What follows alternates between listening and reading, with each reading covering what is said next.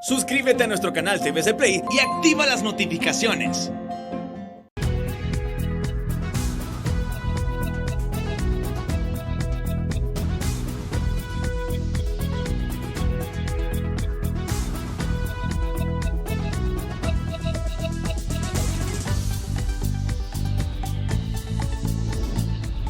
Los titulares son presentados por Banco Atlántida. Una vez que aprendes es muy fácil con las actualizaciones de Atlántida Móvil y Atlántida Online. En aumento el rechazo hacia la conformación de la sede y los historiadores aseguran que nunca, como hoy, el llamado de Froilán Turcios en defensa de la soberanía tiene mayor vigencia. Introducen escrito ante el Ministerio Público para que libre requerimientos en contra de los impulsores de la sede por violar la Constitución, soberanía y los derechos humanos. Reyerta en La Tolva tendría como objetivo atentar en contra del extraditable Rafael Sosa, revelan sus abogados, quienes piden sea trasladado a un batallón. El jefe financiero de la MS-13 es capturado en Nicaragua, hacia donde huyó hace 6 años. Se movía en 6 casas de seguridad y la fiscalía anuncia petición de extradición. El juez Kevin Castell de la Corte del Distrito Sur de Nueva York niega la repetición del juicio del capo hondureño Giovanni Ramírez Fuentes. El empresario Pedro Barquero deja la Cámara de Comercio e Industria de Cortés para asumir la coordinación del Partido Salvador de Honduras y dar fuerza a la alianza de oposición 1. El periodista Carlos Fernando Chamorro nuevamente sale al exilio tras el allanamiento de su residencia en Nicaragua, mientras 59 países piden a Daniel Ortega liberar los presos políticos y poner fin a la represión. A partir de julio, los directos entre Catacamas en Olancho y la isla de Guanaja en el Caribe serán una realidad. El precio del café experimenta un esperanzador repunte en el mercado internacional. Los titulares fueron presentados por Banco Atlántida. Una vez que aprendes es muy fácil con las actualizaciones de Atlántida Móvil y Atlántida Online. Este es su noticiero TN5 Estelar con Renato Álvarez y Cristina Rodríguez. Muy buenas noches, Honduras. Bienvenidos a la emisión de este martes 22 de junio. La noticia del día es presentada por Claro. Te da lo mejor este 14avo con el internet de 30 megas de Claro Hogar. La captura en Nicaragua de David Elías Campbell, alias Don David, considerado el jefe financiero de la Mara Salvatrucha MS-13, representa un fuerte golpe a esa estructura criminal y el Ministerio Público se prepara para solicitar su extradición, tras recordar que en el 2016, en el marco de la Operación Avalancha, se le incautaron bienes que manejaba para el lavado de dinero. Campbell huyó del país hace 6 años y en su captura en la ciudad de Masaya portaba más de $400,000 y se movía en al menos 6 casas de seguridad. David Elías Campbell Licona, cabecilla de la Mara Salvatrucha, prófugo de la Operación Avalancha 1, ejecutada por el Ministerio Público contra los principales socios empresarios de su organización criminal, apareció en Masaya, Nicaragua, donde fue capturado junto al también hondureño José Arturo Rivera Carranza y 4 ciudadanos nicaragüenses. En Nicaragua, alias Don David, como se le llama, y su grupo de 5 personas operaban desde una red de 6 casas e igual número de vehículos escoltas, donde la policía nicaragüense encontró $407,029 supuestamente provenientes del trasiego de cocaína. Alias Don David evadió la primera operación Avalancha 1 del 23 de febrero de 2016, pero en esta y otras 2 operaciones posteriores el Ministerio Público aseguró bienes y productos financieros a la Mara Salvatrucha por arriba de los 500 millones de lempiras. Además también de haberse convertido en el cerebro financiero de esta estructura criminal y que por ello fue acusado por el Ministerio Público y la Agencia Técnica de Investigación Criminal por los delitos de lavado de activos y asociación ilícita. El Ministerio Público y los cuerpos de investigación e inteligencia de la Policía Nacional detectaron que alias Don David manejaba un séquito de oficiales activos de la Policía Nacional que protegían sus movimientos y bienes de la Mara Salvatrucha que crecían producto del tráfico de drogas. Sus socios empresarios como Alexander Mendoza, alias Porky, y Jairo Recinos, entre otros, fueron detenidos en febrero de 2016. No obstante, el Porky se escapó mientras comparecía a una audiencia en el Progreso Lloro. Nicaragua procesará a Don David por blanqueo de capitales, también a las personas que estaban con él cuando se les dio captura, pero el Ministerio Público pedirá su extradición por tener expediente judicial en reserva por iguales delitos que sus socios empresarios de la Mara Salvatrucha, capturados y enjuiciados en relación a la Operación Avalancha. Las alertas migratorias estaban emitidas desde el momento que se emitió la orden de captura el 23 de febrero de 2016 cuando se ejecutó la primera operación Avalancha. Recordemos que esta operación hay 3 etapas dentro de las cuales se ha ido cortando las conexiones o los brazos financieros de esta estructura criminal. Precisamente se están haciendo las coordinaciones con autoridades nicaragüenses para la extradición hacia Honduras. De su lado, Interpol Honduras ha realizado acciones de coordinación con sus pares de Nicaragua para informar que David Elías Campbell Licona está siendo perseguido por la justicia hondureña por su vinculación con actividades ilícitas en Honduras. La noticia del día fue presentada por Claro. Te da lo mejor este 14avo con el internet de 30 megas de Claro Hogar. Por tener conocimiento pleno que durante la reyerta ocurrida el jueves 17 del presente mes en la prisión nacional Atolba de Moroselí, El Paraíso, se atentó contra la vida del ciudadano José Rafael Sosa Méndez, sus abogados solicitaron este lunes al director del Instituto Nacional Penitenciario que ordene de manera urgente su traslado al primer batallón de infantería en el Ocotal Distrito Central. Los apoderados legales de Sosa Méndez temen un nuevo atentado contra la vida de su representado, cuya extradición a los Estados Unidos de América fue aprobada por la Corte Suprema de Justicia.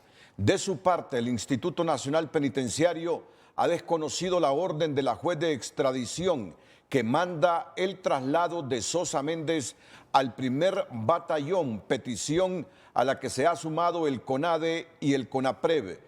Sosa Méndez fue trasladado el 9 de enero de 2021 de la Prisión Nacional de Támara a La Tolva, junto al privado de libertad Sergio Pineda Argueta, uno de los fallecidos en la reyerta del pasado jueves. Los artículos 203 y 206 del reglamento del sistema penitenciario facultan a los directores nacionales a efectuar traslados por efectos de seguridad y cuando exista inminente peligro de perder la vida, como en el caso de Sosa Méndez, situación que ya ocurrió en la prisión nacional El Pozo de Ilama, Santa Bárbara, donde fue asesinado Magdaleno Mesa Funes. La visita de abogados y parientes de privados de libertad está cancelada a raíz de la reyerta que dejó varios muertos y heridos en La Tolva, donde explotaron 3 granadas y hubo intercambio de disparos. A los abogados de Sosa Méndez les preocupa el estado de salud de su representado.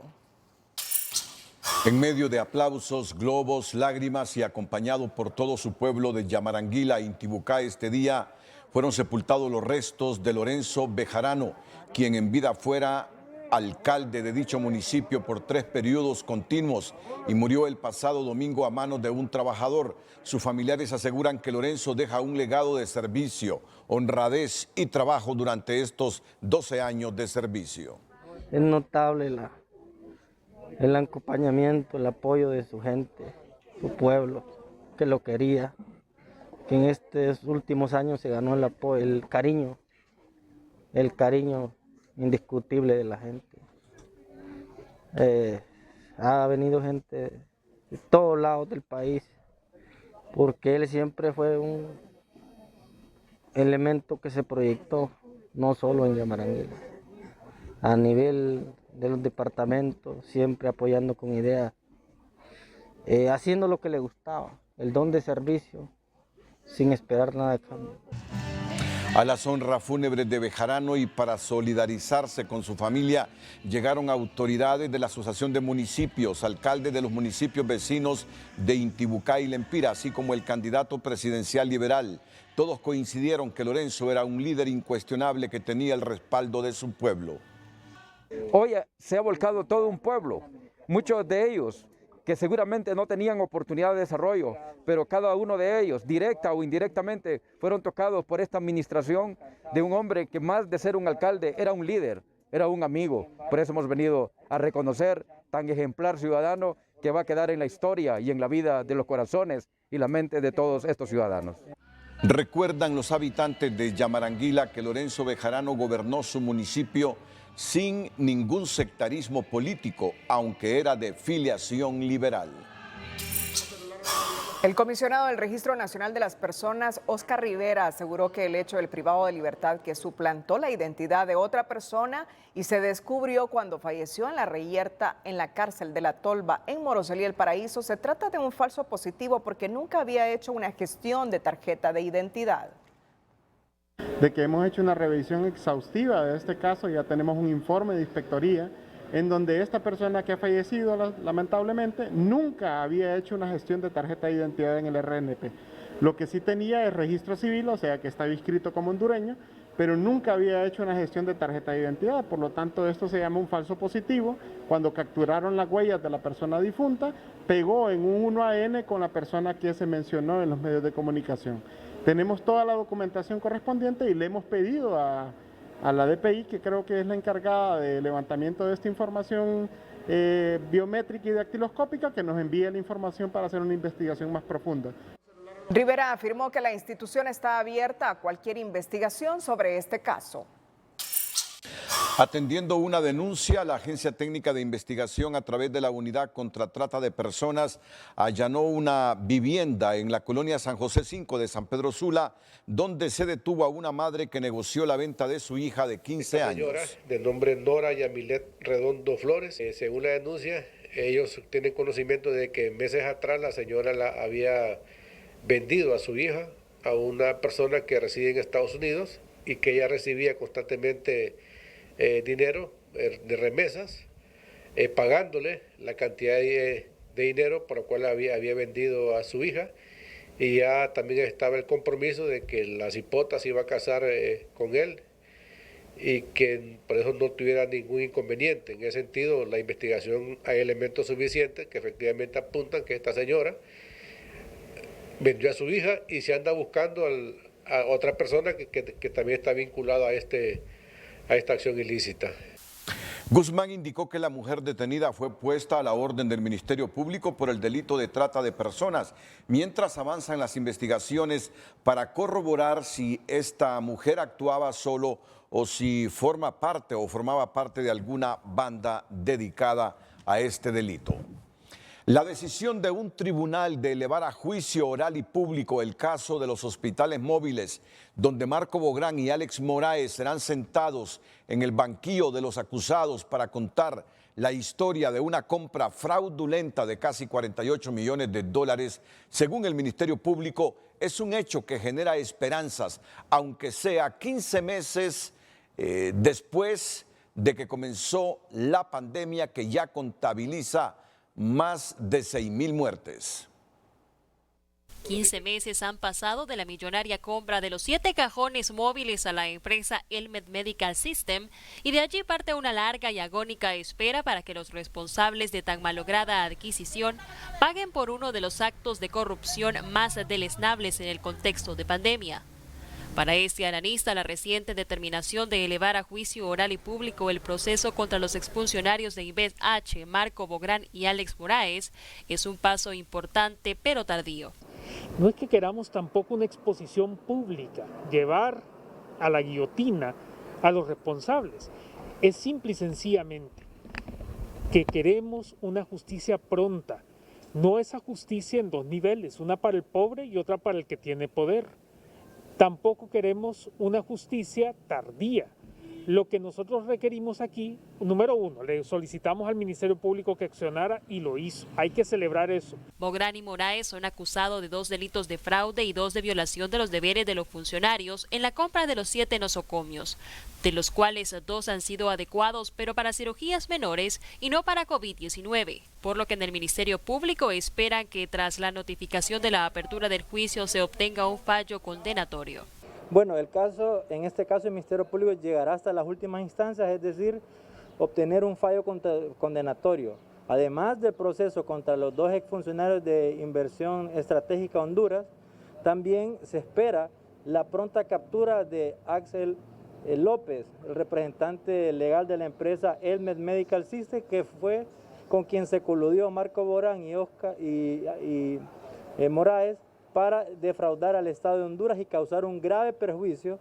Por su parte, el apoderado legal de Bográn señaló que se presentarán los medios de prueba necesarios para demostrar la inocencia de su apoderado, esperando que esta vez las pruebas sean valoradas objetivamente.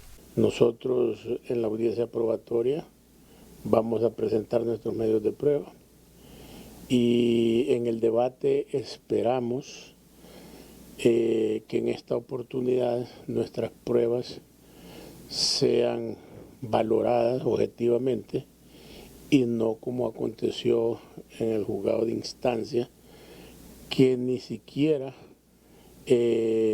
valoraron la prueba y que por el contrario, más bien la juez inaplicó algunas leyes de la República, excediéndose desde luego en sus facultades.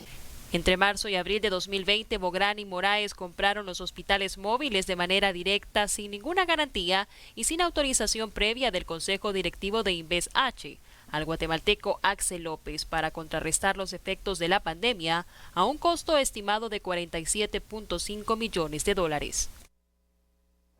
En el marco de las conferencias Desafío del Sistema de Justicia Penal y la Sociedad frente al fenómeno de la corrupción pública que inició este día, el Ministerio Público, el experto español Francisco Javier Álvarez, dijo que hay un claro interés en los sectores corruptos de Honduras de no asociar este fenómeno con la impunidad y catalogarla como delito, indicando que el mayor ejemplo de ello fue la salida de la Maxi, donde los 3 poderes del Estado y las élites políticas llegaron a consensos para sacarla.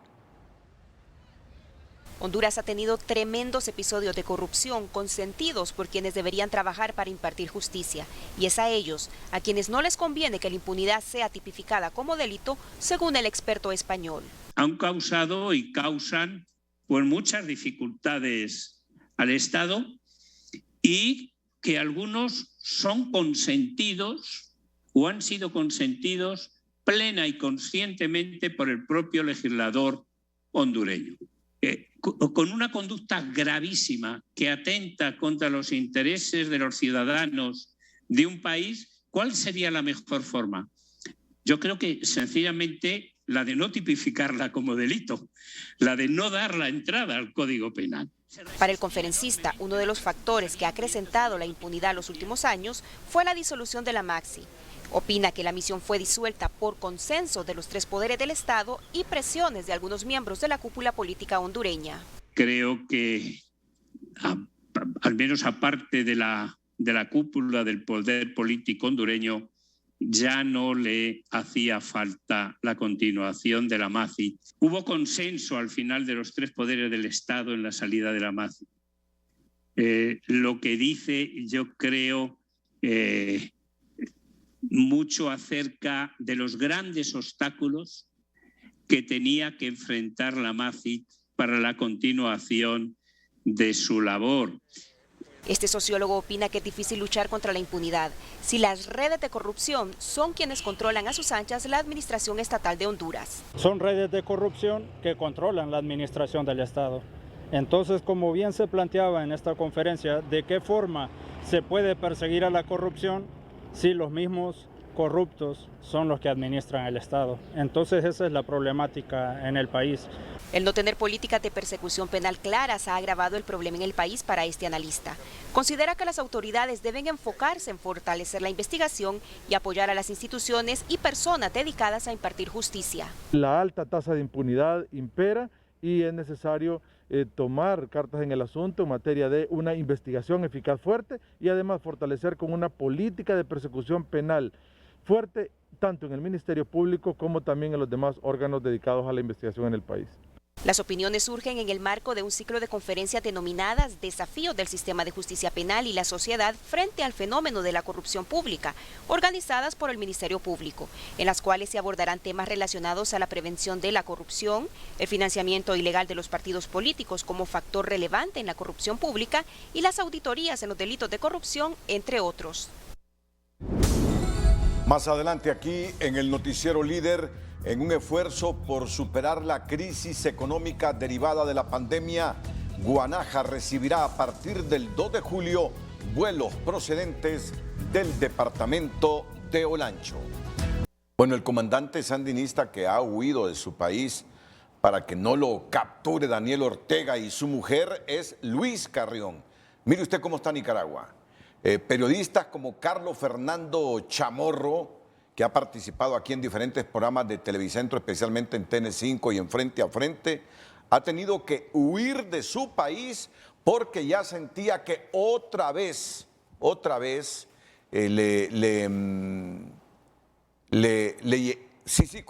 otra vez iban a allanar su vivienda. Ya en el pasado estuvo 11 meses en Costa Rica, huyendo del régimen de Ortega, Carlos Fernando Chamorro. Y hoy igual sintió que la idea era volver a su casa, capturarlo, detenerlo como otros, y ha tenido que huir de Nicaragua. No se ha confirmado si está en Costa Rica u otro país. Y el comandante Luis Carrión o excomandante Luis Carrión también ha tenido que salir de Nicaragua por la persecución que ejerce contra los opositores Daniel Ortega y Rosario Murillo. En nuestra sección de tecnología le informamos cómo el nuevo cargador para teléfonos Fango se encargará de cuidar nuestra privacidad de las apps que ahora saben todo de nosotros. La sección de tecnología es presentada por Jet Stereo, expertos en celulares. No busques más, en Jet Stereo encuentras variedad de celulares a la mano. Las apps en nuestros celulares saben dónde estamos, en qué lugar navegamos. Es por ello que un cargador se encargará de cuidar nuestra privacidad. Fango es un proyecto de código abierto que ofrece una solución al problema de la vigilancia y la recopilación de datos personales en Internet a través de la introducción de ruido para que pierdan valor. Fango ha sido diseñado para engañar a las grandes compañías tecnológicas en el momento en que recopilan información de los dispositivos de los usuarios, una práctica habitual en empresas como Facebook, Amazon, Netflix y Google. Estas 4 compañías son precisamente las que dan el nombre al dispositivo Fango, mientras que la última letra se refiere a su actividad, ofuscación. Aunque parece ser un cargador de batería, este contiene un microcontrolador que distorsiona toda la información que nos piden las apps. La sección de tecnología fue presentada por Jet Stereo, expertos en celulares. No busques más, en Jet Stereo encuentras variedad de celulares a la mano. Corporación Flores presenta en compañía de sus clientes y aliados estratégicos el nuevo vehículo compacto Toyota Corolla Cross híbrido 2022. El lanzamiento de un nuevo vehículo en nuestra familia de vehículos Toyota, y es ni más ni menos que el Toyota Corolla Cross híbrido 2022. ¿Y por qué híbrido? Bueno, porque cuenta con un motor eléctrico y un motor de combustión 1.8 que generan combinados 120 caballos de fuerza. Este nuevo modelo nace como un SUV híbrido autorrecargable que se distingue por remarcar en tonos azules el logo y focos delanteros. Combina un diseño moderno, robusto y dinámico, con amplio espacio interior y el inconfundible ADN de Toyota. Son vehículos muy adecuados, obviamente, a las ciudades donde hoy en día ya vamos teniendo más tráfico, más complejidad para estacionar. Pero si hablamos de un vehículo híbrido, naturalmente es un vehículo que nos va a ahorrar mucho combustible, naturalmente, especialmente en estas grandes filas que estos días ha estado terrible. Corporación Flores invita a todos sus clientes que agenden sus pruebas de manejo y visiten las sucursales a nivel nacional para conocer más acerca del nuevo Toyota Corolla Cross híbrido 2022. El precio del dólar y el euro es presentado por Bacredomatic. Haz realidad tus sueños y estrena auto nuevo hoy. Aprovecha los beneficios únicos de Auto Bacredomatic.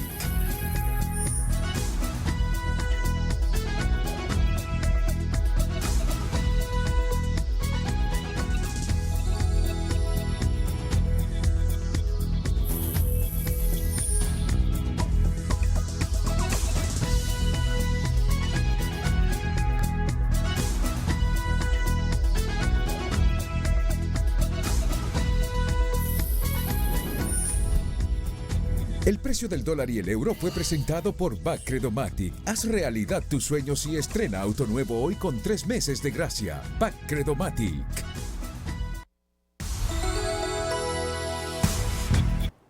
Situación seria la que vive Nicaragua.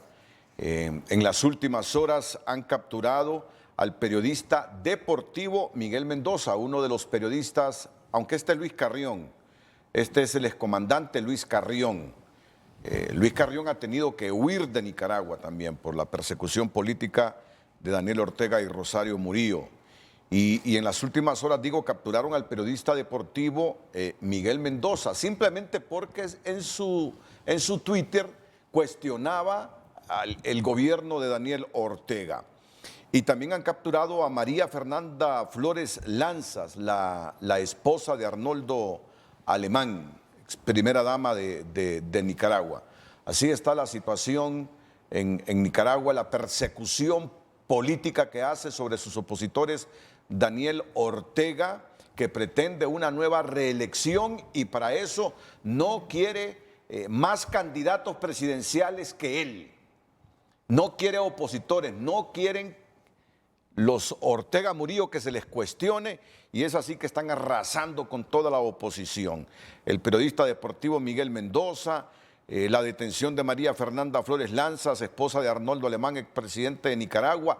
Ha tenido que huir hoy de Nicaragua Carlos Fernando Chamorro, un periodista influyente y de gran quilate de Nicaragua y de Centroamérica, y Luis Carrión, el excompañero de él en la Junta de Revolucionarios Sandinistas.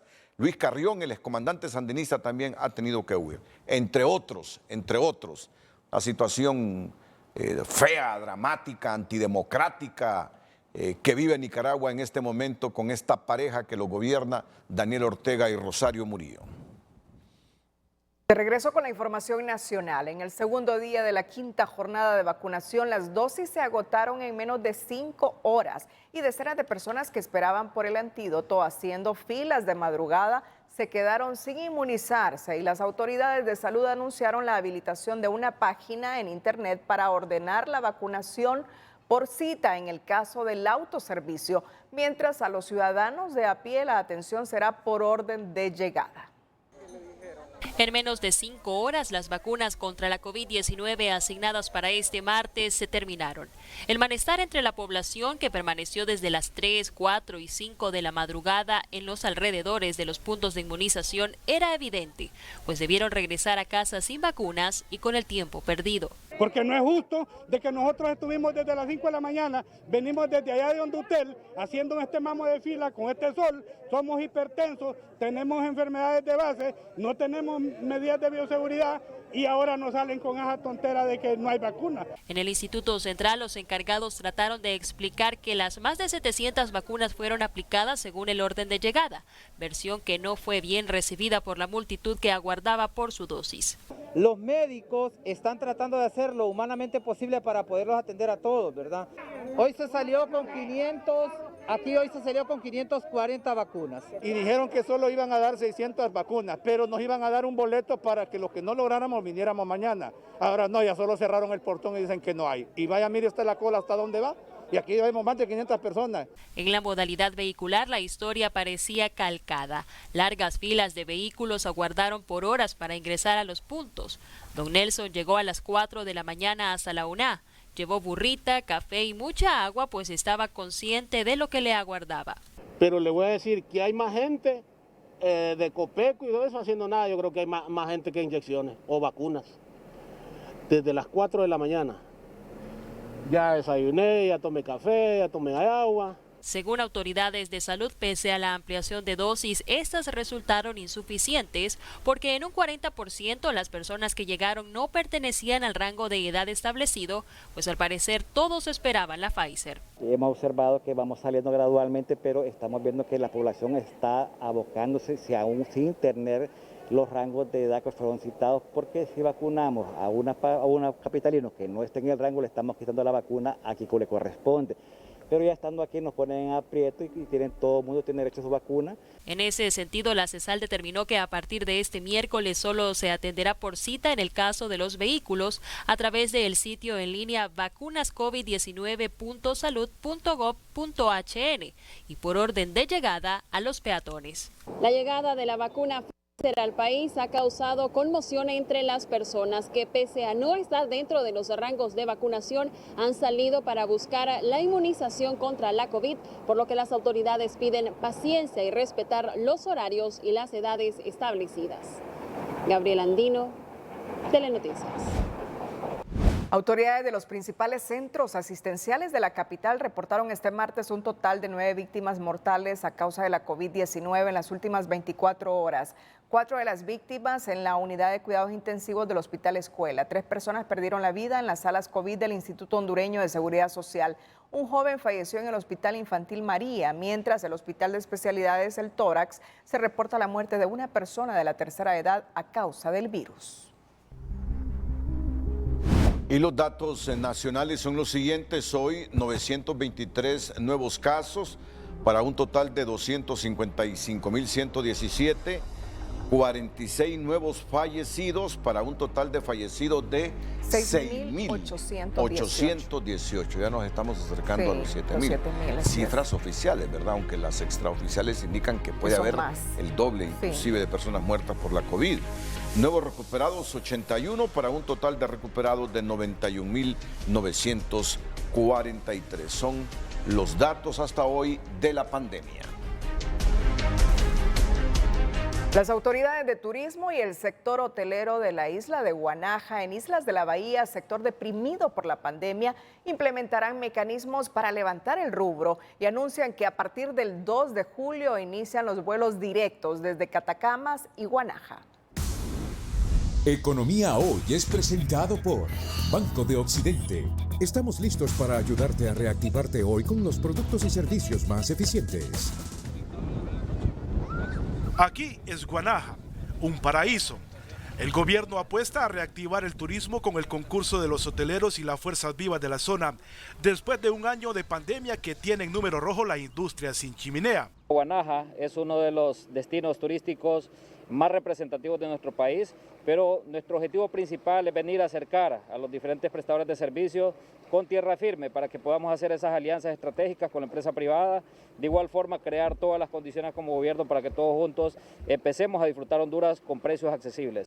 El sector hotelero de Guanaja, también conocida como la Isla de los Pinos porque la mayor parte de su territorio está tapizado de este árbol, acuerpa la iniciativa gubernamental, quien junto a una línea aérea a partir del 2 de julio abrirá una nueva ruta desde Catacamas a Solancho. Vamos a comenzar con precios sumamente económicos, vamos a comenzar con una tarifa redonda desde Catacamas desde $120 y así vamos a ir teniendo diferentes tipos de tarifas. También vamos a tener paquetes que estamos trabajando en conjunto con los diferentes hoteles de la isla. Y aquí es lugar, se llama Island House, o mucha gente le dicen Bow's Place. Aquí lo que se ofrece mayormente es naturaleza. Aquí tenemos la cascada a 3 minutos de la playa, tenemos al arrecife a 2 minutos, la montaña más alta, las playas, hay como 5 cascadas alrededor. El objetivo es abaratar los costos con atractivos paquetes turísticos a los hondureños que idealizan conocer o volver a la isla. En realidad es uno de los lugares escondidos o sitios menos conocidos de Honduras. Por lo mismo hay un beneficio en el que casi todo está intocable. Ustedes vienen aquí a visitar y las playas son de ustedes. Guanaja hasta ahora es considerado un destino turístico virgen con sus numerosas y solitarias playas de arena blanca y sus aguas de azul turquesa, a la espera de turistas nacionales. No, aquí va a encontrar una naturaleza única, un ambiente de paz y tranquilidad que no se da en cualquier otro lugar. Los precios en los diferentes hoteles son variados y van desde los 900 lempiras la habitación por noche y así sucesivamente, dependiendo del lugar, hasta llegar a los $100 o más. En lugares como estos se pueden practicar varias actividades marítimas. Guanaja tiene mucho que ofrecer realmente, hay variedad de atractivos que la isla ofrece, con los cuales la gente descubre una vez que llega acá. La parte natural es preciosa. Guanaja es un lugar que todavía no ha sido explotado, por ende mucha gente que quiere visitar busca eso hoy en día, que no esté lleno, que no esté abarrotado, especialmente con la situación que estamos viviendo hoy en día. Hasta hoy los índices de la COVID-19 son bajos en la isla. Por eso sus habitantes y el sector turismo implementan las medidas de bioseguridad, tal como recomiendan las autoridades sanitarias. A Guanaja también se le conoce como la isla de los pinos. Es un espectacular destino turístico, quizás no tan visitado por la mayoría de los hondureños, pero el gobierno y las autoridades buscan abaratar los costos para atraer más visitantes. Mario Landa, Telenoticias. Economía Hoy fue presentado por Banco de Occidente. Estamos listos para ayudarte a reactivarte hoy con los productos y servicios más eficientes. Hasta en un 40% podría reducirse el precio de los boletos aéreos internacionales tras una iniciativa que fue enviada por el Ejecutivo al Congreso Nacional como parte de las medidas para reactivar el turismo y generar empleo en Honduras. Una iniciativa de ley al Congreso Nacional, la cual tiene como propósito otorgar incentivos para las líneas de bajo costo, con el propósito básicamente de incrementar la conectividad aérea de Honduras con la región centroamericana y el resto del mundo. De incentivos para promover el desarrollo turístico de nuestro país. Esta iniciativa conlleva unos planes especiales para las líneas aéreas de bajo costo. ¿Qué significa eso? Significa que el hondureño y los extranjeros que visiten nuestro país van a poder accesarlo a precios muy competitivos. La iniciativa busca obtener boletos aéreos a bajo costo con diferentes aerolíneas que viajan desde Nueva Orleans, Miami, Nueva York, entre otras ciudades, logrando conectividad con otros países de Centroamérica y México. El Consejo Hondureño de la Empresa Privada, en su boletín económico del mes de junio, establece que la economía de Honduras en el primer trimestre del 2021 registra una recuperación del 6.2% en relación al último trimestre del 2020. En valores absolutos, esto representa 2.700 millones de lempiras, cantidad que no es suficiente y podría ser mayor si existiera un plan efectivo de vacunación contra la COVID-19 y se redujeran las restricciones. El primer trimestre del año que revela un crecimiento de 6.2%, lo cual es bastante significativo, aunque interanualmente es de más de 1%, 1.3%. Sin embargo, es una buena seña de que la economía empieza a recuperarse más lentamente de lo que deseamos, pero sí a recuperarse. En el documento, el COEP señala que los rubros con mayor dinamismo es la intermediación financiera, industria manufacturera, comercio, hoteles y restaurantes, actividades inmobiliarias y empresariales, así como electricidad y distribución de agua. El índice mensual de actividad económica también revela, hay un comportamiento positivo y las actividades productivas empiezan a mostrar recuperación. Por ejemplo, intermediación financiera crece al 8.4%, industria manufacturera 6.9%, comercio y hoteles 9.6%. Recuerden que este sector había sido el más deprimido. Las actividades inmobiliarias 7.5%, electricidad, gas y agua más del 18%. Y eso hay que reconocer que es significativo. En relación a la inflación, en el documento el COEP establece que a mayo de 2021 es del 4.84%, producto de la recuperación económica y el incremento en el precio de los combustibles, mientras que de forma interanual las exportaciones se incrementaron en 114.6 millones de dólares y las importaciones aumentaron en 826.4 millones.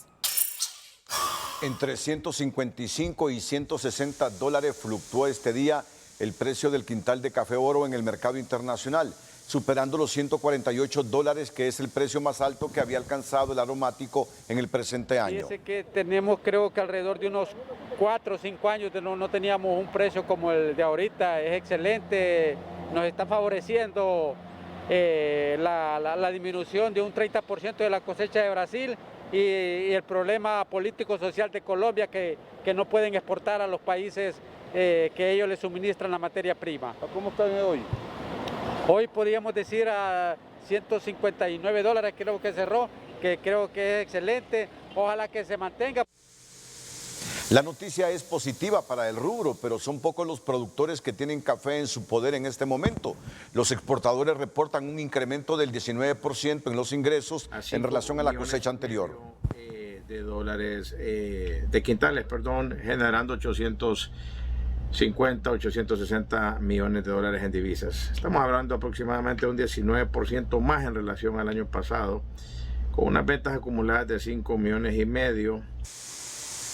Señala el empresario que la producción cayó en relación al 2020, pero el factor precio hizo que mejoraran los ingresos en divisas. El Minuto Financiero es presentado por Ficosa. Ahorra en Ficosa y gana los premios más tecnológicos todos los días.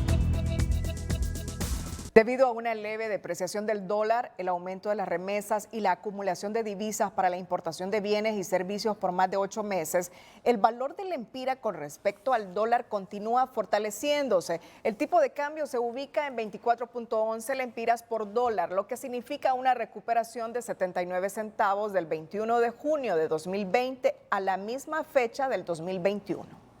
De 2020, a raíz de la pandemia, el lempira se ha venido fortaleciendo por varias razones que conocemos. Digamos, una de esas, la acumulación de reservas, que ha sido un dato importante. Tenemos más de 8 meses de importaciones, muy por encima de lo que recomienda el Fondo Monetario Internacional.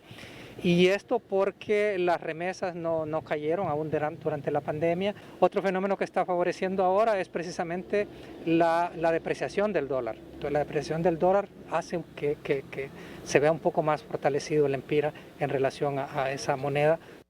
Al cierre del 2021 se espera que la recuperación del lempira sea del 0.61% debido a que las reservas internacionales netas alcanzaron los 8.573.8 millones de dólares para 8.6 meses de importación, mientras por concepto de remesas ingresaron 3.111.8 millones de dólares, representando un aumento de casi 1.000 millones de dólares al 10 de junio del presente año. El Minuto Financiero fue presentado por Ficosa. Ahorra en Ficosa y gana PlayStation 5, iPhones 12 y Smart TVs al instante. En nuestra sección de educación financiera, trabaja y siente que sus finanzas están en un pantano, es probable que esté cometiendo algunos de los siguientes errores financieros que señalamos a continuación. Educación Financiera es presentada por Banpaís. Paga en cuotas a 0% interés las compras con tus tarjetas de crédito Banpaís. Errores financieros que no dejan crecer sus finanzas. Gastar de más. Muchas personas gastan el salario adelantado o viven con préstamo sobre préstamo para poder cubrir el mes. Haga una pausa y programe sus ingresos de manera que cuadren con los gastos. Compras innecesarias. Elimínelas de la lista. Que esté en oferta no significa que lo necesite. Aquí lo importante es priorizar las compras para que no jueguen en su contra. No ahorrar. Aun cuando se sabe que es una necesidad, son pocas las personas que apartan fielmente un porcentaje de sus ingresos para ahorro. Por pequeño que parezca al comienzo, una vez creado el hábito será más fácil y de mucha utilidad.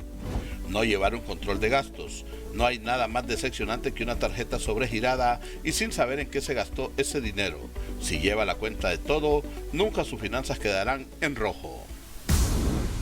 Educación Financiera fue presentada por Banpaís. Divídelo todo en cuotas a 0% interés con tus tarjetas de crédito Banpaís. El significado y alcances de la soberanía cuando regresemos con el Noticiero Líder. Bueno, hoy hubo muchas especulaciones en relación a operativos en todos los corredores de ingreso a la capital de la República. Algunos se confundieron y pensaron que se trataba de un secuestro y que por eso la autoridad policial había cerrado todas las entradas y salidas de la capital de la República. Pero en este momento el periodista Nelson Lanza está con el comisionado Marlon Vázquez, comandante de la Policía Metropolitana, quien le confirma que se trató de simulacros, Así que vamos contigo, Nelson. Buenas noches.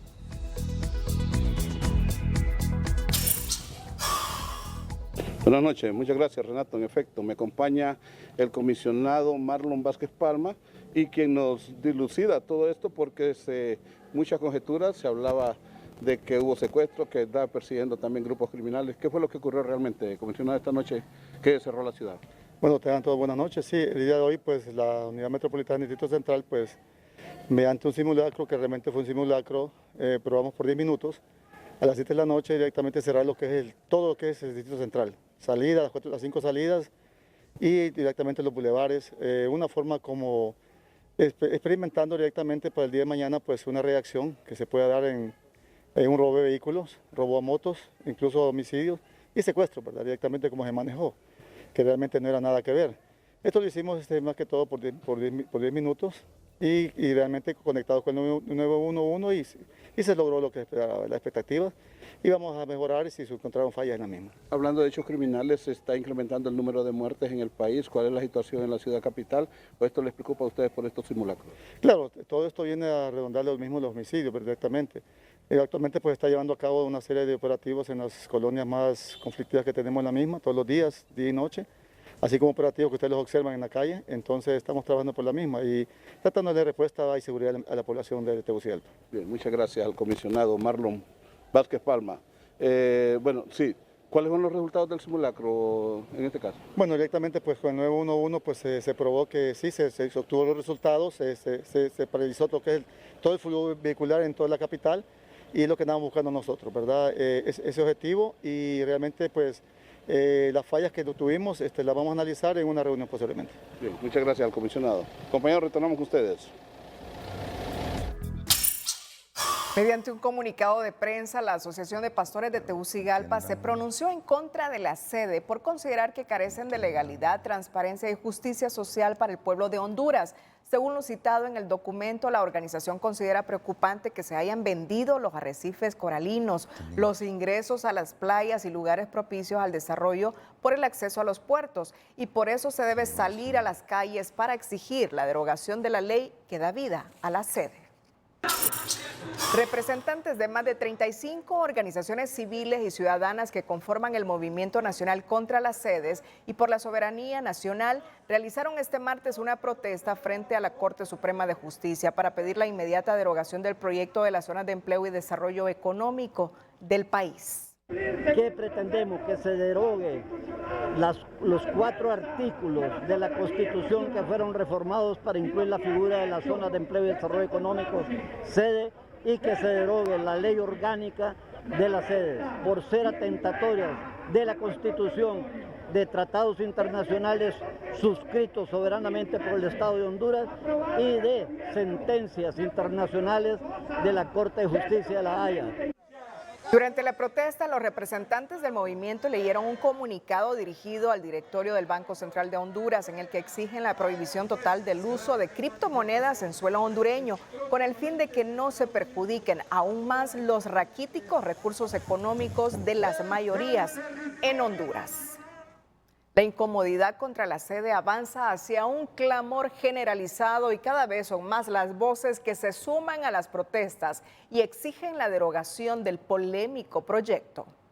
¡Fuera, fuera, fuera! El clamor se está volviendo generalizado y cada vez se unen más sectores y ciudadanos en todo el país con un solo objetivo: la derogación de la ley que dio vida a las zonas de empleo y desarrollo económico sede en el país.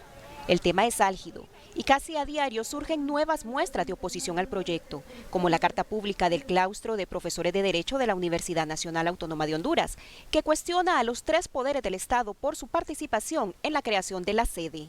Y ellos son responsables de este desastre constitucional y tienen responsabilidad penal.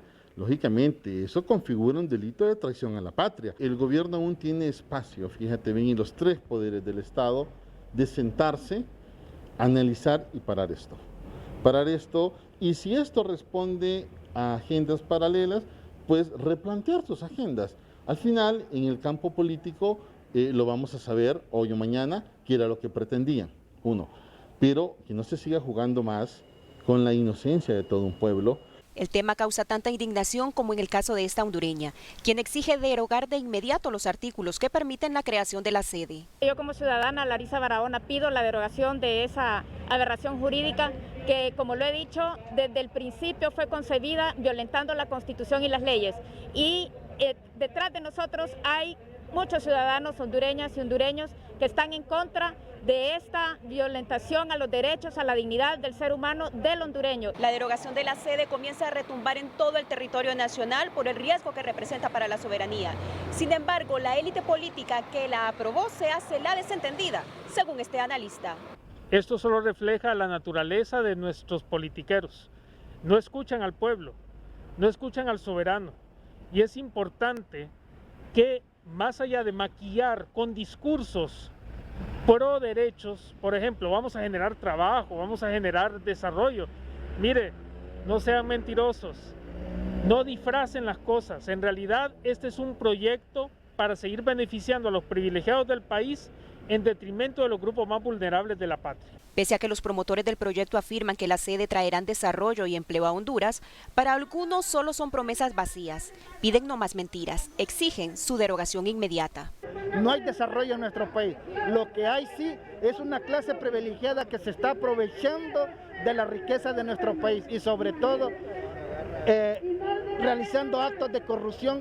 Las sedes se han convertido en un fuerte tema de discusión en la sociedad y diferentes sectores como la Universidad Nacional Autónoma de Honduras, el COEP, el Colegio de Abogados, la Asociación de Medios Comunitarios, la Asociación de Pastores, la Conferencia Episcopal Hondureña, además de algunos partidos políticos de oposición, organizaciones de mujeres y ciudadanía en general, rechazan a este proyecto y contundentemente dicen no a la sede en Honduras. Gabriela Lobo, Telenoticias. Los ideales sobre la soberanía que defendía el escritor hondureño Froilán Turcios cobran fuerza en la coyuntura que sigue el debate sobre la sede, al recordar los historiadores su incansable lucha por la defensa de la Constitución que claramente señala que el territorio no está en alquiler ni en venta. Y no olvidaré jamás que mi primer deber será, en todo tiempo, defender con honor su soberanía, su integridad territorial, su dignidad de nación independiente, prefiriendo morir 1000 veces antes de ver profanado su suelo, roto su escudo y vencido su brillante pabellón, decía el escritor hondureño Froilán Turcios. Sin duda que esta emblemática frase toma mayor revuelo ahora que entra en debate la temática de las zonas de empleo y desarrollo económico en el país, pues pese a que la Constitución de la República establece que el territorio hondureño es indivisible e inalienable, las autoridades gubernamentales desecharon lo legalmente correcto y optaron por ceder la soberanía, según este historiador. El régimen actual aprobó estas polémicas sedes con el fin de entregar porciones de nuestro territorio al capital transnacional, violentando la Constitución y sobre todo violentando la soberanía y la voluntad popular del pueblo. Para este militar retirado, la soberanía representa una condición irrenunciable y le corresponde al pueblo hondureño defender este ideal. Las dos condiciones, una como depositario del poder es el pueblo y es el único que puede decidir, y la otra a ese mismo pueblo constituido en instituciones, en Estado, es que le corresponde defender y sostener la soberanía y la integridad territorial. Sin embargo, el verdadero problema radica en que gran parte de la población desconoce lo que significa la soberanía, de acuerdo a este analista. El concepto de soberanía no ha pasado de moda. Lo que pasa es que hay alguna gente que por problemas de falta de pupitre, por falta de formación, no entienden la importancia que tiene la soberanía. Pero Martínez va más allá y cuestiona el pobre papel de las Fuerzas Armadas en momentos donde la élite política ha tenido el valor de admitir que el Estado de Honduras fracasó y trata de reinventarlo con pequeños estados dentro del territorio. Por eso hemos creado a las Fuerzas Armadas. Las Fuerzas Armadas no tienen como función andar persiguiendo delincuentes, andar persiguiendo mareros o pandilleros. La función de las Fuerzas Armadas es la de impedir que un poder externo venga a ejercer autoridad en nuestro territorio. Diversos sectores ya mostraron su oposición a la sede y hacen un llamado a distintas organizaciones para que defiendan el Estado de Derecho, cultura e identidad. Los expertos señalan a Corte Suprema, diputados y Poder Ejecutivo de ser los principales responsables de los males que vive el país, pues según ellos se encargaron de usurpar el poder del pueblo con decisiones que ponen en peligro el desarrollo de una nación. José Miguel Barahona Álvarez, Telenoticias. El ex precandidato presidencial de Libre, Nelson Ávila, presentó un escrito ante el Ministerio Público para que emita los requerimientos en contra de las personas que aprobaron las zonas de empleo y desarrollo económico Es un escrito para instar a la Fiscalía de Defensa de la Constitución para que proceda ipso facto, inmediatamente, a hacer requerimiento fiscal contra los traidores a la patria, violadores al mismo tiempo de las obligaciones como funcionarios públicos. Juan Orlando Hernández, en su condición de expresidente del Congreso, que fue cuando aprobaron la ley de creación de la sede en el 2012 y posteriormente ratificado en el 2013. No lo hacemos en carácter de presidente porque para nosotros no lo es. Segundo punto, contra Rolando Argueta, el presidente de la Corte Suprema de Justicia. Tercero, contra el actual jefe del Estado Mayor Conjunto, Tito Livio Moreno, por infinidad de circunstancias. Y cuarto, contra los exdiputados y algunos que continúan siendo diputados que aprobaron precisamente estas zonas de empleo y desarrollo.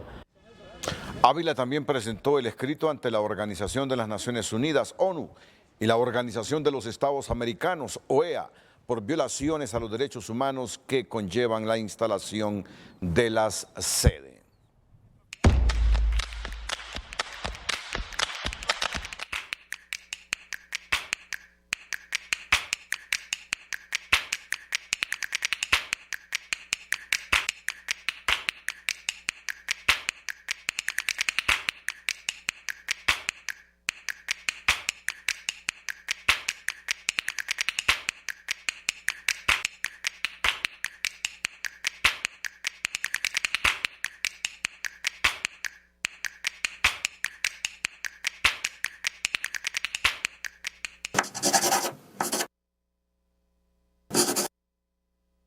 En nuestra sección del Bicentenario, conozca el alcance de los acuerdos de Esquipulas 1 y 2 suscritos en las postrimerías del siglo pasado para dar paz a una Centroamérica convulsa.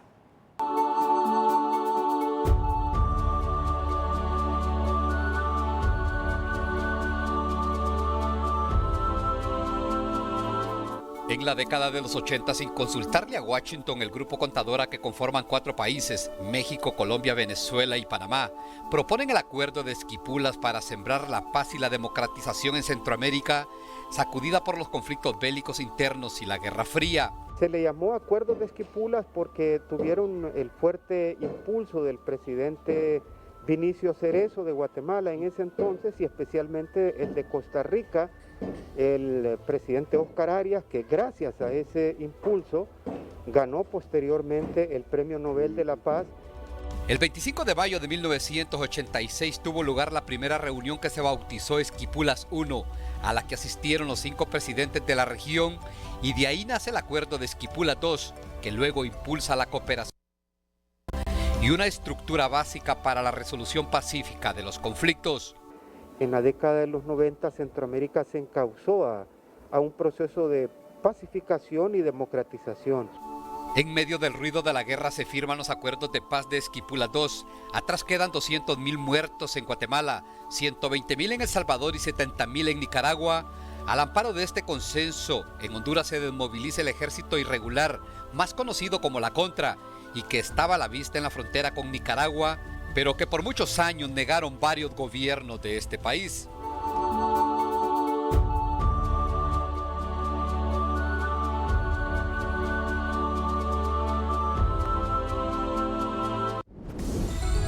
Tribunal de Justicia Electoral decidirá suerte del Partido Salvador de Honduras y sus asambleas.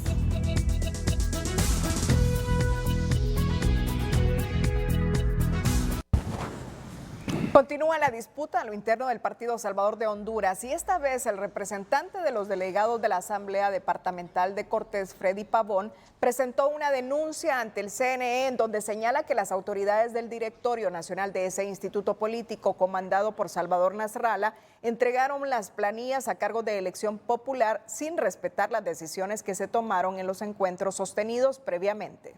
La verdad que venimos aquí al Consejo Nacional Electoral a denunciar lo que pasó en el departamento de Cortés. No se respetaron las asambleas, las decisiones que tomaron los delegados y han puesto a las personas de dedo en el departamento de Cortés, tanto en la corporación municipal como a nivel de diputados. Entonces venimos a denunciar esa situación para que el Consejo Nacional Electoral rectifique en virtud de que el Directorio Nacional acá presentó planillas sin respetar las asambleas.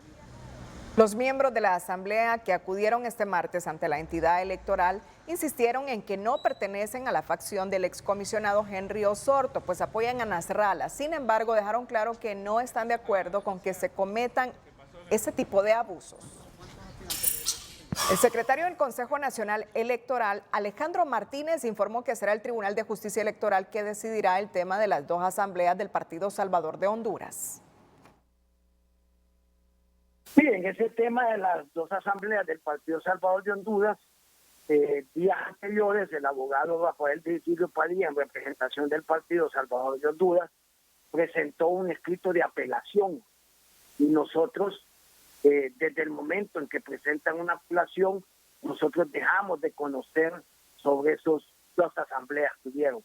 Eso lo enviamos ya al Tribunal de Justicia Electoral para que conozca ese tema. O sea que ese tema, quien va a dilucidar cuál de las dos directivas es la verdadera, es el Tribunal de Justicia Electoral. Martínez también explicó que no se ha realizado la inscripción de la Alianza Unidad Nacional Opositora de Honduras porque se les notificó que hace falta la autorización de la alianza por las asambleas de los partidos Salvador de Honduras y el PINU-SD. Se les notificó que en el caso de la alianza faltaba cierta documentación. En primer lugar, la documentación que faltaba es la certificación de la asamblea del PSH y la asamblea del PINU, que son separadas, a donde esas asambleas, según sus estatutos, tienen que autorizar a hacer una alianza. Es un documento que ellos tienen que presentar. Y por otro lado, en aspectos económicos, la alianza se especifica en la ley que ellos tienen que tener una persona, un responsable financiero. Ellos sí manifestaron en la respectiva Constitución cómo iban a hacer la repartición de la deuda política. Martínez también detalló que el CNE declaró sin lugar el recurso de nulidad presentado por Luis Zelaya en contra de las nuevas autoridades del Partido Liberal, por lo que el organismo electoral reconoce a Gianni Benjamín Rosenthal como presidente de esa institución. Pedro Barquero deja la presidencia de la Cámara de Comercio e Industria de Cortés para luchar desde otra trinchera por Honduras.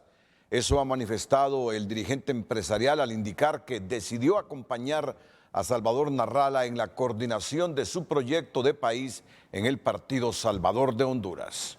¿Dónde están los precios de los... Pedro Barquero, quien asumió la presidencia de la Cámara de Comercio e Industria de Cortés en febrero del año anterior, decidió ponerle punto y final a su desempeño en la directiva de esta institución empresarial, al anunciar este día que trabajará en su lucha por una mejor Honduras desde otra trinchera, y será acompañando a Salvador Nasralla, candidato presidencial del Partido Salvador de Honduras, como coordinador de campaña a nivel nacional.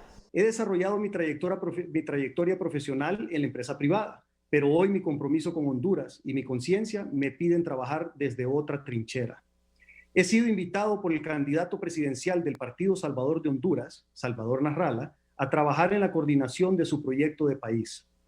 Consciente de que es desde la política que el país demanda los cambios más profundos y conociendo la trayectoria intachable de honestidad y capacidad de Salvador Nasralla, he decidido acompañarle. Consecuente con mis principios éticos, presentaré mi renuncia a la presidencia de la Cámara de Comercio e Industrias de Cortés. Agradezco la confianza y el apoyo de nuestra junta directiva, de nuestros afiliados, de la micro, pequeña, mediana y gran empresa, a quienes les reitero mi compromiso de contribuir con mi trabajo. Las reacciones no se hicieron esperar. El expresidente del Consejo Hondureño de la empresa privada, Luis Larach, manifestó que con esta decisión Barquero pasa de la crítica a la acción. Entonces yo creo que en este campo es donde se puede generar un mayor cambio o un mejor cambio para las cosas que se necesitan cambiar en el país, que se necesitan mejorar, y ha pasado del discurso y de la crítica a la acción. Yo creo que es de aplaudirlo y eso es lo que deberíamos de hacer muchos empresarios, ¿verdad? Tratar de incursionar con buena voluntad, con buenas intenciones, con honestidad a cambiar lo que está mal. El politólogo Sergio Vélez es otro que ve con buenos ojos este tipo de acciones, más aún cuando considera que la política ha estado carcomida por determinadas personas. Siempre se ha dicho que los malos gobiernan porque los buenos nos quedamos sentados. Entonces, este es un digno ejemplo para seguir.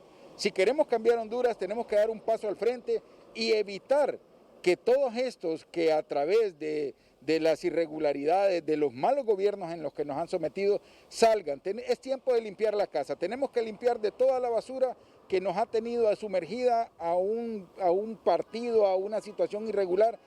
Y tenemos que pensar que Honduras merece un cambio. En sustitución de Barquero, será el empresario Eduardo Facusé quien asumirá la presidencia de la Cámara de Comercio e Industria de Cortés, desde donde Barquero insistió con propuestas de políticas públicas y acciones para lograr el desarrollo económico. Sin embargo, reza en la carta pública que emitió, el gobierno no las ha tomado en consideración. Hasta el 5 de julio tiene el Sistema de Administración de Rentas SAR y la Procuraduría General de la República para entregar al Consejo Nacional Electoral la lista de aspirantes políticos morosos con el fisco o que tienen demandas contra el Estado, informaron las autoridades del ente rector a fin de proceder a su inhabilitación. El Consejo Nacional Electoral avisó a los candidatos a cargos de elección popular que participarán en las elecciones generales que se solicitó al Servicio de Administración de Rentas SAR y la Procuraduría General que informe a la mayor brevedad posible los aspirantes que están morosos con la hacienda pública. Bueno, aquí le corresponde a la autoridad, como decir al SAR, a hacer del conocimiento al Consejo Nacional Electoral. Mire, Julanito todavía me debe a mí los impuestos sobre la renta, impuestos, todo esto, para efecto de inhabilitarlo. O no inscribirlo, como estamos en el momento ahorita de los partidos políticos que no participaron en primarias. Antes de las elecciones primarias, el Servicio de Administración de Rentas reveló que de un universo de 2.516 aspirantes a cargos de elección popular, 195 presentaban mora con la administración tributaria, deuda que se acercaba a los 36 millones de lempiras. Sin embargo, este requisito no aplicaba para esos comicios. Para el director del Instituto Holandés para la Democracia, es de suma importancia que se depuren las planillas de los candidatos morosos. Es fundamental, usted no puede aspirar a formar parte del Estado si ni siquiera respeta las leyes del Estado, por lo cual creo que es fundamental que se haga esta revisión de planillas y se pueda hacer los ajustes necesarios garantizando la calidad del candidato. Para este otro analista, el informe debe ser más amplio para que también se incluyan a los que tienen jugosos contratos con el Estado. Igualmente, esto debería de ser extensivo en alguna medida con los que tienen jugosos contratos con el Estado, que eso yo no sé hasta dónde realmente se ha cumplido y se va a cumplir en el presente, porque uno ve y uno se da cuenta quienes realmente han hecho riqueza, han amasado fortuna con contratos leoninos. En el comunicado, el organismo electoral también solicitó la información a las instituciones del Estado de qué candidatos se encuentran laborando en la administración pública, ya que tuvieron que renunciar antes de la convocatoria de elecciones. El Instituto Holandés para la Democracia presentó el estudio de cambios en el espacio democrático y pandemia de COVID-19 Honduras 2017-2021, donde se identificó que se convocó en mayo a un proceso electoral general con garantías mínimas y la reelección presidencial debilitó el Estado democrático de derecho del país. Entonces identifica toda una línea de tiempo que concluye en un proceso electoral que se convoca en mayo de 2021 con garantías muy mínimas. Primero, una ley electoral que no es capaz de garantizar el proceso. Segundo, la falta de recursos institucionales no financieros para poder ejecutar un proceso de alta calidad y sobre todo la falta de confianza y credibilidad en el pueblo hondureño. Todo esto genera un debilitamiento del Estado de Derecho y por ende la falta de credibilidad en un sistema de país a nivel democrático que hoy por hoy no da respuesta al pueblo hondureño. Sí, este estudio da cuenta del nivel de expansión del espacio democrático que ha tenido en los últimos años y también el nivel de restricción que ha tenido el espacio democrático en función de en qué medida las libertades públicas han podido avanzar en el país y cómo el control o los límites desde los poderes públicos ha incidido en el ejercicio de las libertades políticas. El Instituto Holandés recomienda brindar especial atención al desarrollo normativo que tendrán las reformas constitucionales a través de la ley electoral, abriendo espacios y promoviendo una discusión participativa en los temas de la reelección y la segunda vuelta.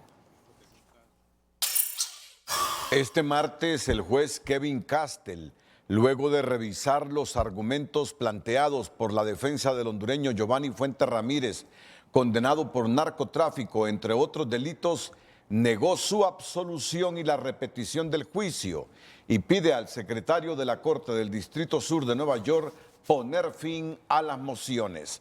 Castell basó su decisión en la fundamentación de un documento denominado Opinión y Orden, por medio del cual estableció los argumentos legales y un resumen de pruebas presentadas durante el juicio de Giovanni Fuentes, un capo hondureño que operaba en la zona norte del país y a quien se liga en sociedad con el exdiputado Antonio Tony Hernández y el propio presidente de la República, Juan Orlando Hernández, según la Fiscalía de Nueva York. En esa argumentación, el juez Castell cita la presencia de un testigo protegido que habría presenciado los presuntos sobornos que Giovanni Fuentes dio al presidente hondureño, extremo que éste ha negado. La defensa de Fuentes Ramírez introdujo el 23 de abril una solicitud para que se repitiera el juicio contra su defendido, así como su absolución. Hoy, el juez Castell negó ambas cosas y en un documento de 35 páginas sustentó sus argumentos legales al respecto. Juez Castell niega repetición de juicio y absolución del capo hondureño Giovanni Fuentes Ramírez. Mire la controversia que se ha generado con la captura de este joven. Dice Manuel Zelaya Rosales en su cuenta de Twitter: Eri Giovanni Flores es capturado por la dictadura de Jo. Sin pruebas, exigimos su liberación. Luego, los estudiantes de la UNA dicen: nuestro compañero líder del movimiento estudiantil universitario MEU será trasladado a la prisión de máxima seguridad de El Porvenir. A los estudiantes nos envían a la cárcel de máxima seguridad por defender la soberanía de su pueblo. Increíble. Y aparece la fotografía de Eri Giovanni Flores. Y la policía, en un comunicado, dice que en cumplimiento de una orden judicial, este martes funcionarios de la Dirección Policial de Investigaciones capturaron a un sospechoso por el delito de incendio agravado. Mediante acciones de inteligencia y vigilancia, la detención fue ejecutada por la Unidad de Estructuras Criminales de la DPI en la colonia El Sitio. El sujeto de 31 años de edad, originario y residente del lugar donde se efectuó su captura. Según informaciones, el sospechoso pertenece a una institución política, además de haber aspirado a un cargo de elección popular. Según registros policiales, se le supone responsable de haber incendiado una casa farmacéutica en la capital hondureña. Este cuenta con una orden de captura emitida el 2 de junio del presente año por los juzgados de letras de lo penal de la sección judicial de Tegucigalpa. Ese es el boletín de la policía. Mientras, desde el Partido Libre y desde el movimiento estudiantil, dice Manuel Zelaya que Henry Ojeri es capturado por la dictadura sin pruebas y que exigen su liberación. E igual dicen los estudiantes, nuestro compañero líder del movimiento estudiantil universitario MEU será trasladado a la prisión de máxima seguridad del Porvenir. A los estudiantes nos envían a la cárcel de máxima seguridad por defender la soberanía de su pueblo. Increíble. Nelson Lanza desde Ceneos con las condiciones del tiempo para esta próxima jornada. El estado del tiempo es presentado por Diunsa. Arma en tu casa hoy el ambiente perfecto y recrea el palco VIP que todo fanático se merece. Buenas noches y muchas gracias. Compañeros en los estudios nos acompaña el meteorólogo Mario Centeno y esto para que nos dé información sobre las condiciones del tiempo para mañana 23 de junio. ¿Menos lluvia o va a continuar lloviendo? Bueno, muy buenas. Bueno, lo que tenemos hoy es una onda tropical débil que avanza sobre el territorio nacional. Nos está dejando en su mayoría lluvias débiles, un poco más fuertes en el sur y en el occidente del país. Para mañana, un patrón muy similar, solo que la onda tropical ya no nos va a afectar, pero nos va a seguir dejando lluvias en la parte occidental y en la parte sur del país. Las demás regiones del país vamos a tener un día mayormente seco. ¿Ya está comenzando la canícula? Bueno, ya estaríamos sintiendo los efectos. Los modelos nos indicaban la última semana de este mes y la primera quincena de julio iba a ser la afectación en la canícula. De ahí las lluvias de forma normal la segunda quincena de julio. Bien, muchas gracias. Mario Centeno, pronosticador de turno. Compañeros, con este informe retornamos con ustedes a los estudios. Buenas noches. El estado del tiempo fue presentado por Diunsa. Arma en tu casa hoy el ambiente perfecto y recrea el palco VIP que todo fanático se merece. Telma Mejía con el hecho, la frase y la imagen del día. No te vayas a la cama sin conocer es presentado por LG, la única tecnología de píxeles con autoiluminación. El tema de la sede y su rechazo no solo cobra fuerza, también evoca el pensamiento de patriotas como Froilán Turcios, cuya defensa por la soberanía y el territorio hoy tiene mayor vigencia que nunca, afirman los historiadores. Así justifica este funcionario de salud los despelotes en la vacunación en la capital. Hemos observado que vamos saliendo gradualmente, pero estamos viendo que la población está abocándose, si aún sin tener los rangos de edad que fueron citados, porque si vacunamos a una capitalino que no esté en el rango, le estamos quitando la vacuna a quien le corresponde.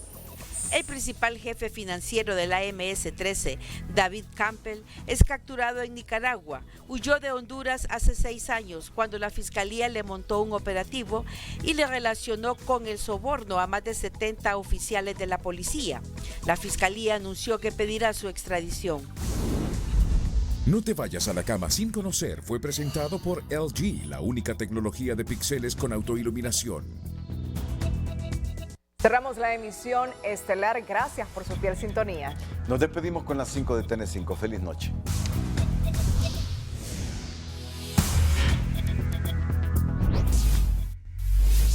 Introducen escrito ante el Ministerio Público para que libre requerimiento en contra de los impulsores de la sede por violar la Constitución, soberanía y los derechos humanos.